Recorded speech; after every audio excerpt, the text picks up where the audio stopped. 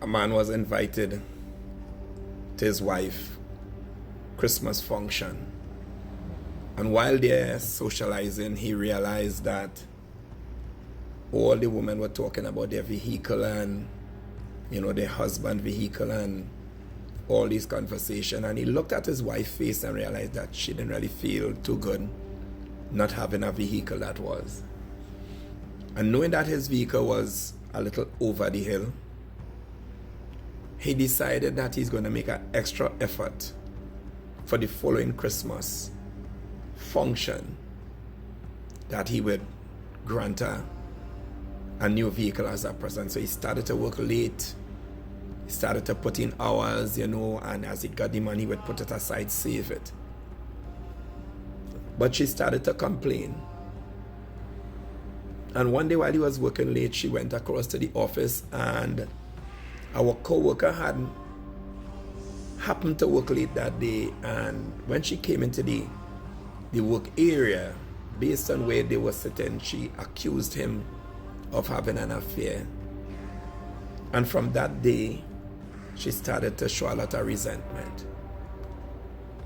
Eventually, he worked through it nevertheless. And eventually, on the day before the function, because the company would have that function every year, she told him, she said, you're not going with me, He said, what?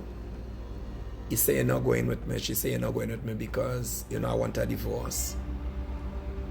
And he pleaded with her and asked her, well, why? What happened, man? What I want? She said, no, I want a divorce. She said, this life that we live in, I don't want this life. This is not what I signed up for. And I am not going through this. She said, and watch me right now. I don't know, it's not two of us in this relationship. She had already had the papers drawn up, and she asked him to sign. And before he signed, he rested the keys to a brand new car on the paper, and then he signed. And then she asked him, well, what that for? Realizing it was a car key, he asked her, well, look outside the window. And when she looked outside the window in the driveway, was a brand new vehicle. And she started to cry. And he told her, all the sacrifice I've been making was to please you. Because I saw your face when everybody was talking, and I realized that there's a feeling you wanted to feel, and I made it my business that I'm going to make sure you feel that.